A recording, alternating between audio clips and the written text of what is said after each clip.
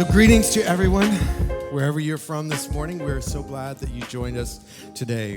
Whether live, in-house, we are a full house. We are at capacity, where basically we can't really have too many more people come in through the doors. Our downstairs is virtually full. We have a few more kids spots open, but beyond that, in our current reality, it's a full house inside, which is awesome. And I could hear it this morning, you guys all singing. It was just amazing to hear your voices sing along with Jacob, the guest worship leader in Orleans this week.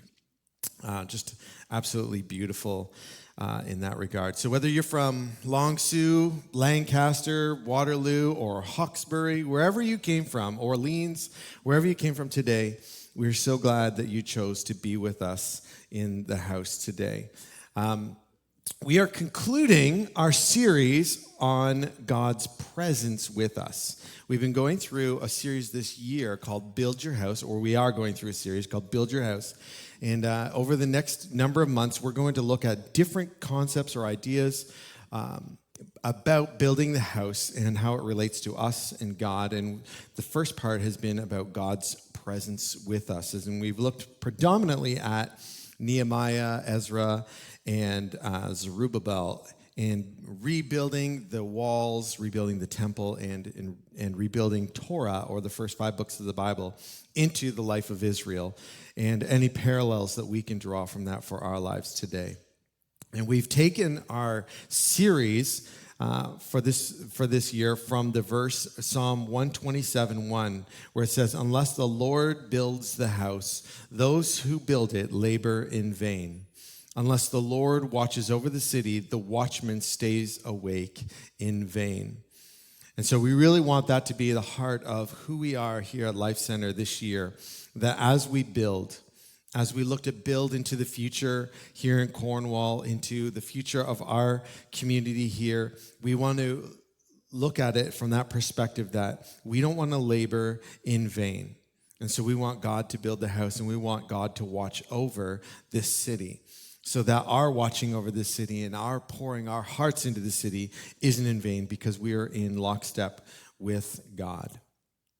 So last week, we looked at the importance of knowing the right fight, knowing which fight to engage in and how to engage in that fight.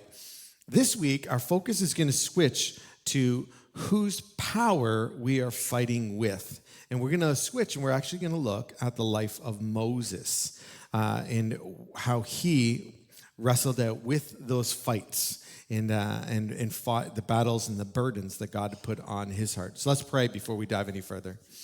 God, we just thank you so much for your presence.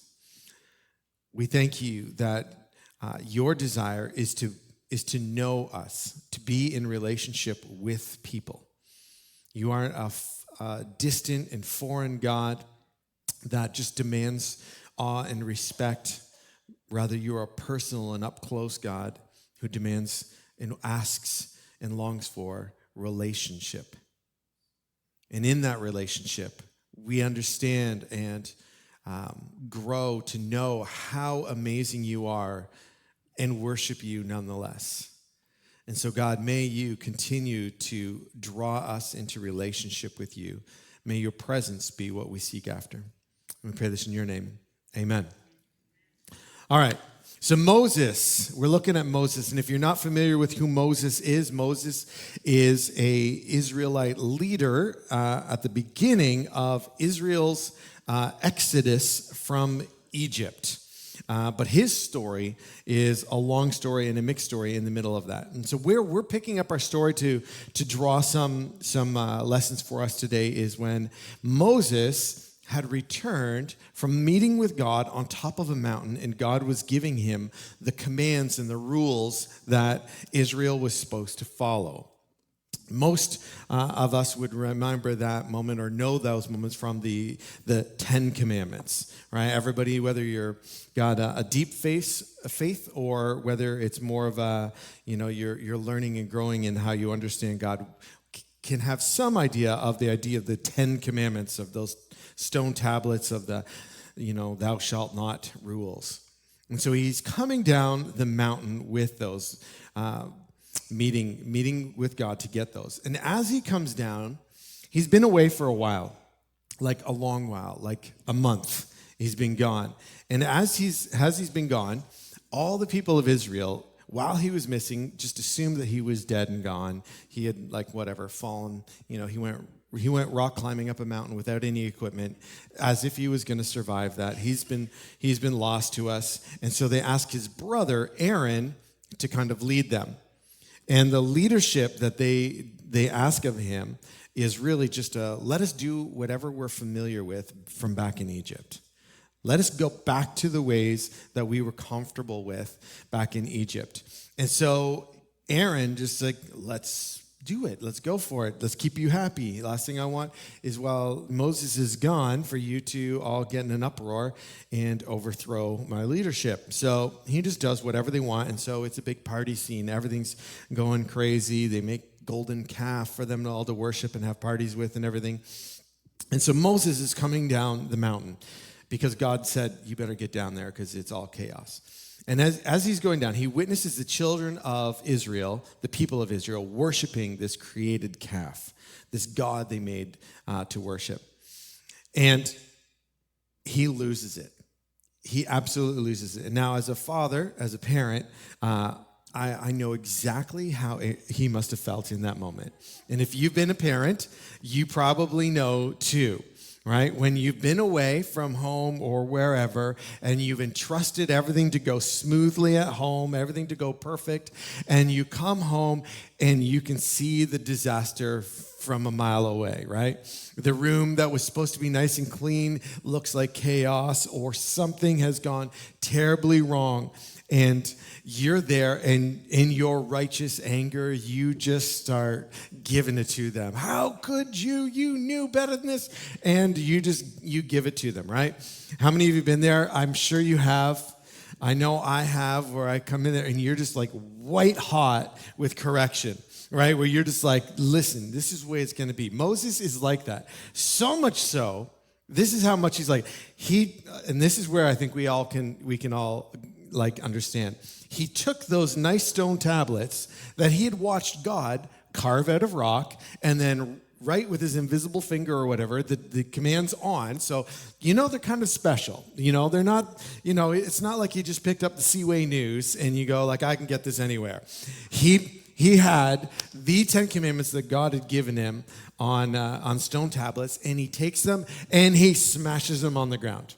Now, how many people can admit to throwing something down on the ground in their anger, right? Where you're like, are you serious? And you throw it down, or you kick something to show how upset you really are, right? That's really the point of it, is to say, my voice in a nice calm way is not going to describe the emotions that I'm feeling to you right now. And so I need to throw this down in order to, make sure you're clear that I'm upset, right?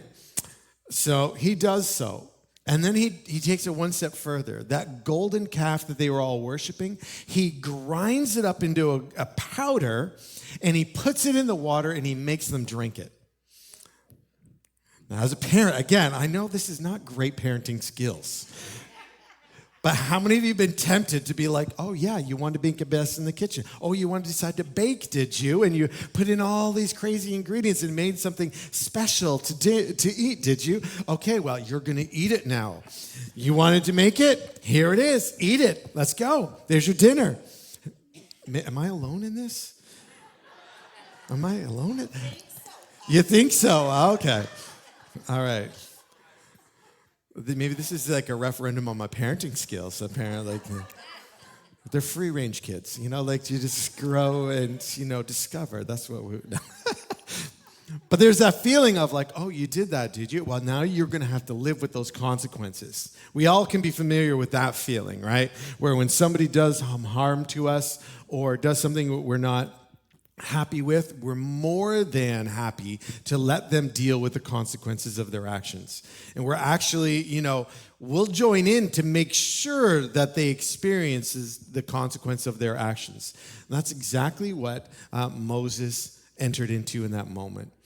That moment of like, I cannot believe you've done this, and now you're going to have to pay for it. And like most parents, when he calms down, takes a breath, realizes this is probably not the most beneficial way in dealing with them. And even though his anger was righteous, they were worshiping a golden statue instead of the living God that had just taken them out of the land of Egypt through signs and wonders. They had seen amazing things at the hand of God. He had been leading them by a pillar of fire by night and cloud by day. He had caused a sea to part so they could walk across. And besides all that, here they are worshiping a golden statue. And so his anger was like, it was right to be angry that they had chosen so quickly to turn from God. And yeah, I think, how easy is it for us to do that, isn't it, in our heart sometimes? We may not pull out a gold statue and decide to worship it instead of God. But how quickly does sometimes our desire to move forward in our trust switch from God to things? When all of a sudden financial instability comes, we start looking at our RSPs or our investment portfolio to make sure that it's maybe good enough for our future, rather than trust that God's going to take care of us. We start to look at maybe, how do I get another job or find some cash somehow in order to make things work, rather than trust God. Or if it's a relationship scenario and we look to a different relationship rather than the one we're in, because the one we're in seems too hard, and we look outside to other things rather than looking to God. I think we can find ourselves probably more closely identified with the Israelites than Moses most times, if we're honest. But Moses, in that moment, after his anger subsides a little bit, he intercedes before God on behalf of the children of Israel. And during that moment, because God was going to send them out on their own, he's like, you want to do this? Fine. You want a golden calf? Fine. You go. I'm staying back because I can't be in your presence when you're like this. I can't be with you. I'm the one true holy God, and I will not exist in this, like, let's worship golden calves, crazy party stuff. I can't do that. And so he was about to send them off on their own, and Moses intercedes. And he says this, we read it in Exodus 33:15. He says, "If your presence will not go with me, do not bring us up from here." They'd been camped at the side of a mountain where he had been meeting with God. And he's like, if you're not coming with us, if you're staying on the mountain and sending us away, don't send us anywhere. Because Moses knows when God isn't leading, both he and the people are capable of terrible things. And they're unrecognizable from any other nation around them. We read in the next verse in Exodus 33:16, it says this, "For how shall it be known that I have found favor in your sight, I and your people? Is it not in our going, you're going with us, so that we are distinct, I and your people, from every other people on the face of the earth?" You see, when God's presence is with them, he becomes their distinction. He is the reason they are who they are, and who we are who we are. In this moment, Moses is following God while he is leading the children of Israel. He's following while leading. He's depending while being depended upon. Just like Nehemiah, this is the maturation of a burden that he was blessed with. This is him living it out in a way that honors God and shows that he has learned some lessons. Because the fuller story of Moses isn't quite so glowing. It isn't just of a loving father who, has a stern rebuke for his children and then, counts to 10 and deals with them nicely. It's bigger than that. You see, Moses was a child born in captivity. He was born in Egypt.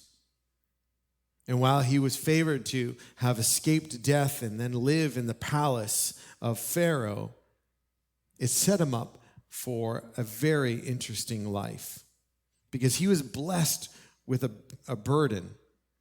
He was blessed with a burden for Israel, but he was having to deal with it and try to figure out how to make that work. And yet, he had to do so while he was still learning about who God was in his life. And we can see in a moment where his burden overboils in his life.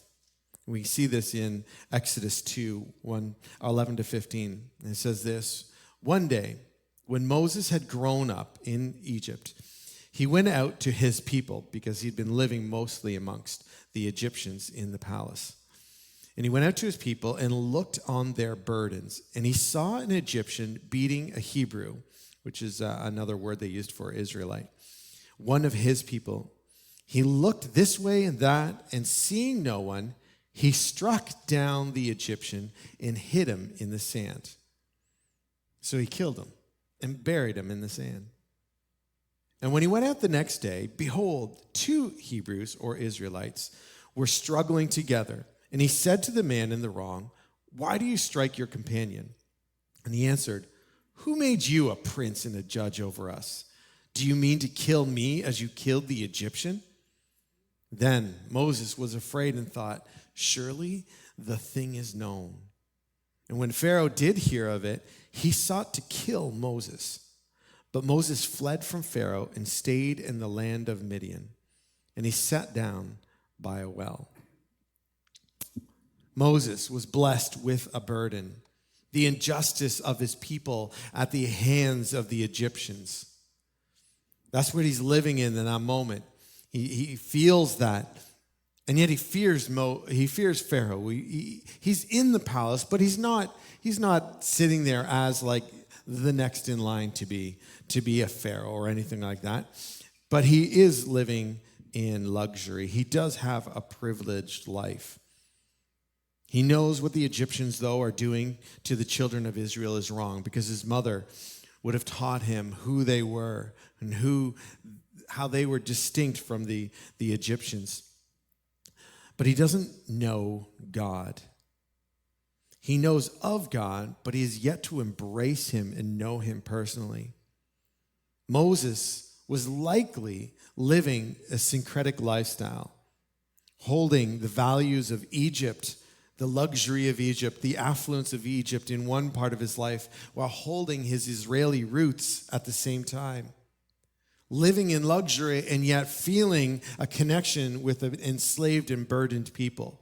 And the conflict of all that was boiling over inside of him. The burden that was a God-given burden overboils in his attempt to do things in his own strength. And the church can sometimes be lured into that same trap, allowing the influence of our culture to dull our distinction. And then when we do take a stand, it's conflicted and it feels challenging to try and create a black and white scenario, a right and wrong verdict of the situation, because who we are has blended so much with the culture around us. And so for Moses at this point, this is what it is for Moses. There are only 2 sides. There is the Egyptians and the children of Israel. And that's it. That's all. But God's going to change that for him. See, the burden that he had was correct. The injustice that was happening to Israel was wrong. But his actions are wrong. And is just as equally unjust in that situation. And so for the next 40 years of Moses' life, as he escapes Pharaoh at that time, God enrolls Moses in this school of formation where there's not simply 2 sides, because God's presence changes everything. See, in fact, God's very introduction to Moses, where God reveals himself as I am, has this moment in it that shows that to us. In Exodus 3, 4-6, we read this: "When the Lord saw that he had turned aside to see, and that there was a burning bush, a bush that was on fire, and yet it wasn't being fully consumed and burned down to ash. It was just continually burning as if it couldn't be consumed. And so he saw it, and he had turned aside to see it, and God called him out of the bush. So God's voice from inside the bush says, "Moses, Moses." And he said, "Here I am." And then he said, "Do not come near. Take your sandals off your feet, for the place on which you are standing is holy ground."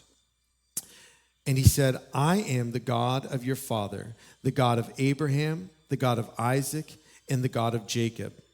And Moses hid his face, for he was afraid to look at God. Is there music playing? All right, we're good.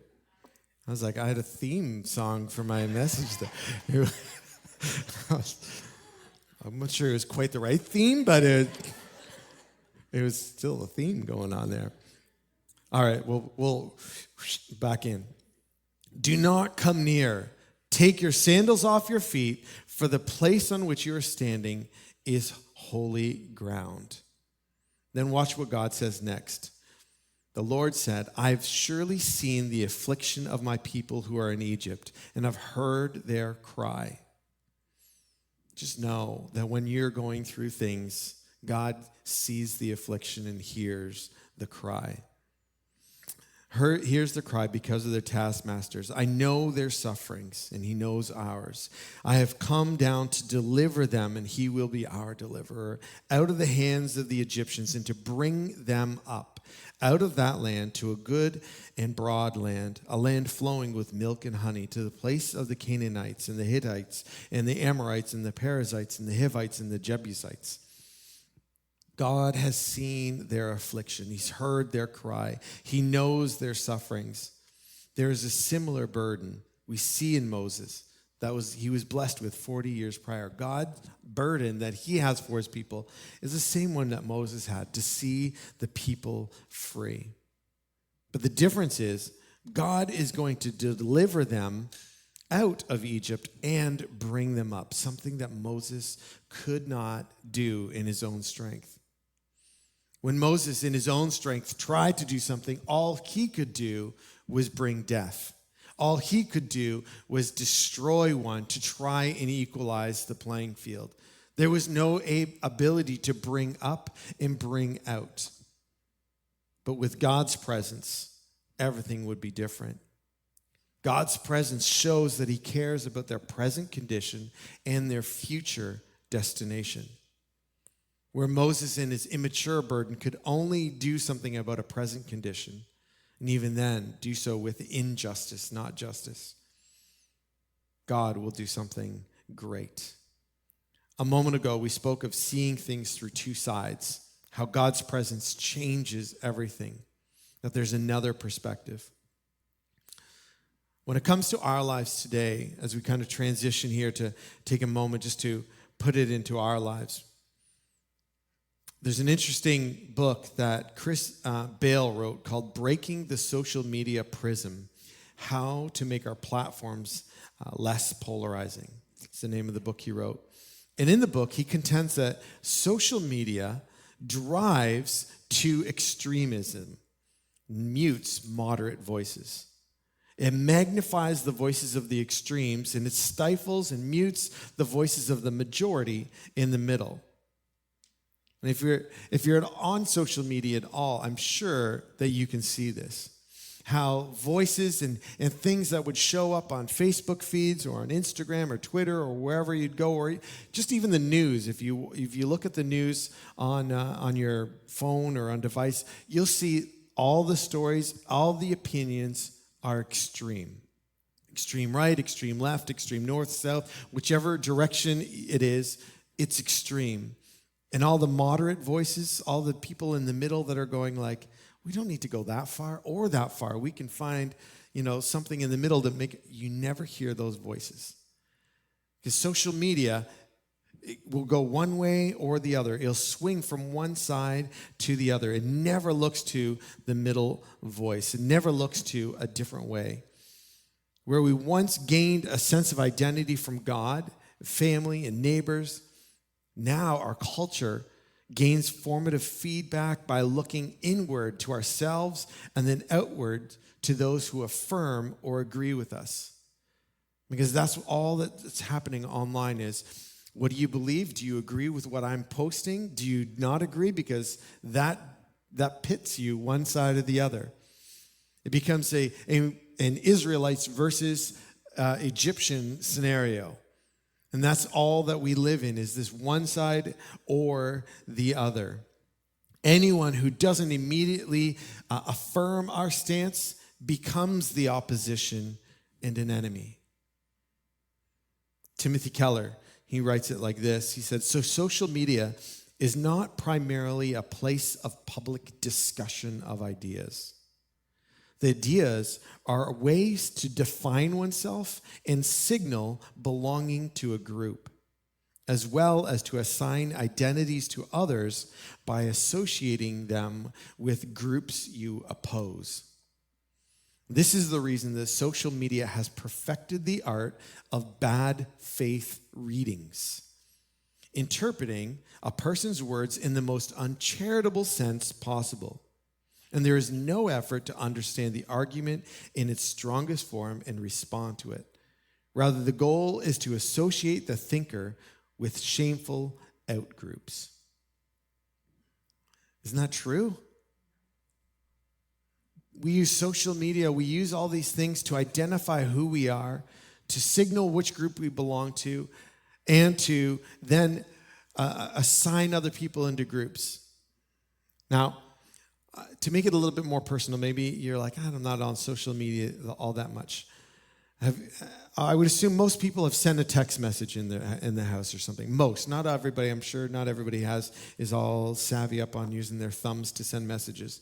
But most of us have sent some text messages. And most of us would say they would know when they've sent a text message that sometimes the message gets misinterpreted, doesn't it? Because you can't read emotion into it. You don't know what they're saying. One of the rules I made for myself very early in my marriage with Ingrid was that I was never going to have important discussions on text, by text.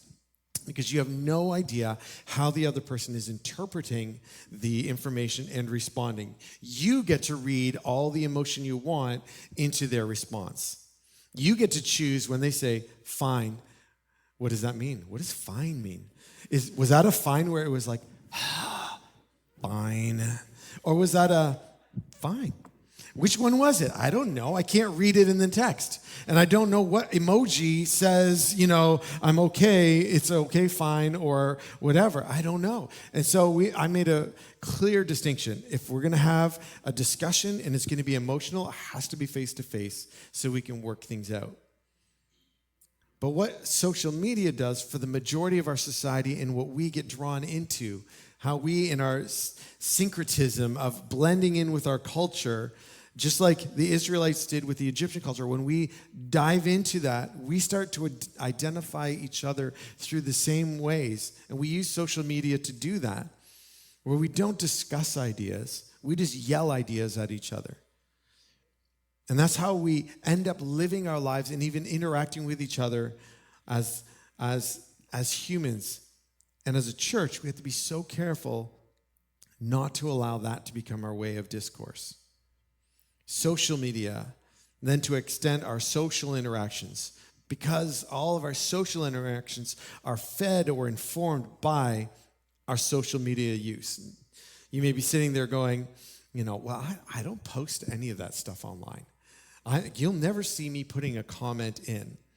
Well, I'm coming after you too. Because just because you don't post, you may be wise enough to not post, but you're not wise enough sometimes to not talk. And you may not be posting stuff online, but you're sure willing to talk to people about those same opinions that were only informed by reading all those posts. And that doesn't make it any better. I never post online. If you look at my social media feed, it's like once a year, hi, and then nothing for another year. Or it's an obligatory picture of my family at Christmas and then nothing until Thanksgiving. I don't post a lot, but that doesn't mean I don't have a lot of ideas. And it doesn't mean I can't sit around and have a million discussions with all of you, giving you all my brilliant ideas of how to save our society. But that doesn't make me right. And it doesn't make you right.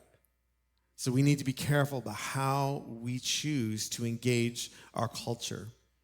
We need to be careful of how we take the burdens God's given us and then look to alleviate those burdens in our society.